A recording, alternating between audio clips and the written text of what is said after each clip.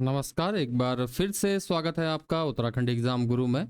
मित्रों, जैसा कि आप जानते हैं, हम उत्तराखंड की परीक्षाओं में जो मेंस लिख रहे हैं बच्चे, उनके लिए मेंस में निबंध के लिए एक सीरीज़ स्टार्ट की हमने, जिसमें हमने अभी तक 2-3 वीडियो आपके लिए बना दिए हैं, जिनको आप हमारे प्लेलिस्ट से देख सकते हैं।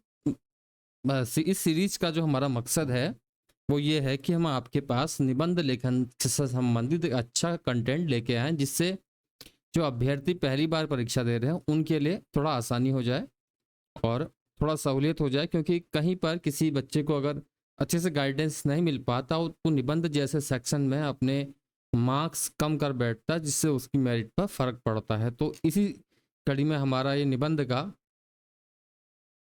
नया वीडियो है।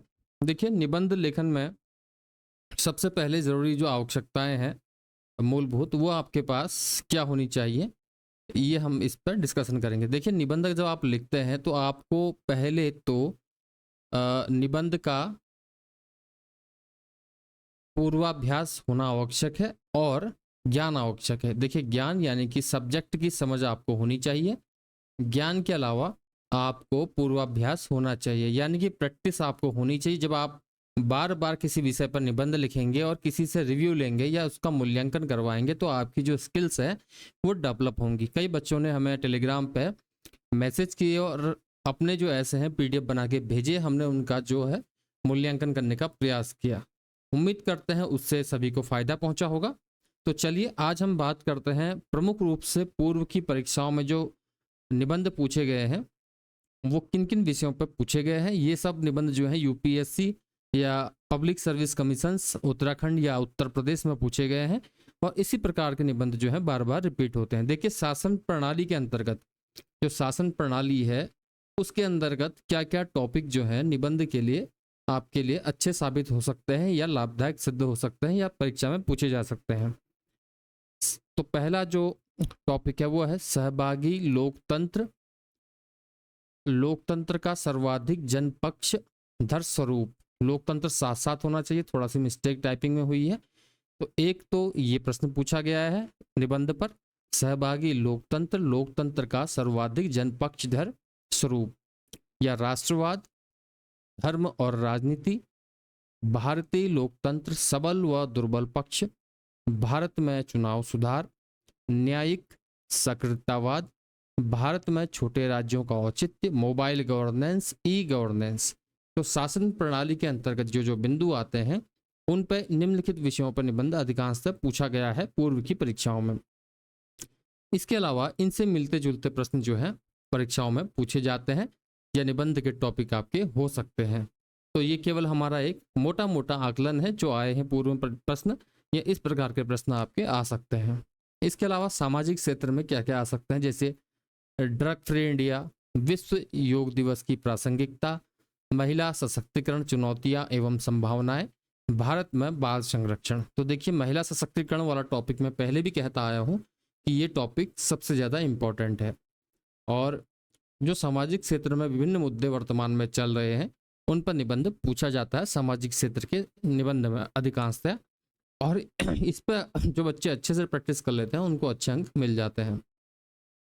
इसके अलावा पर्यावरण पर निबंध पूछे जाते हैं, तो इसमें क्या क्या टॉपिक्स आपको मिल सकते हैं। पर्यावरण संरक्षण का भारतीय दर्शन, पर्यावरण और हमारा दायित्व, ग्लोबल वार्मिंग, जलवायु परिवर्तन क्या है कारण अथवा जलवायु परिवर्तन के संबंध में संभावित परिणाम, या जैव विविधता पर प्रश्न पूछा जा सकता है, या पर्यावरण या प्रौद्योगिकी पर प्रश्न पूछा जा सकता है। इस प्रकार के प्रश्न आ सकते हैं।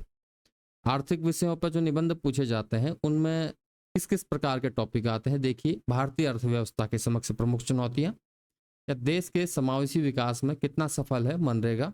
देखिए, मनरेगा को आप अच्छे से पढ़ेंगे क्योंकि मनरेगा से पहले भी प्रश्न पूछे गए हैं। वित्तीय समावेशन, भारत में बेरोजगारी की समस्या, इस प्रकार के जो टॉपिक हैं वो आर्थिक विषयों पर पूछे गए हैं।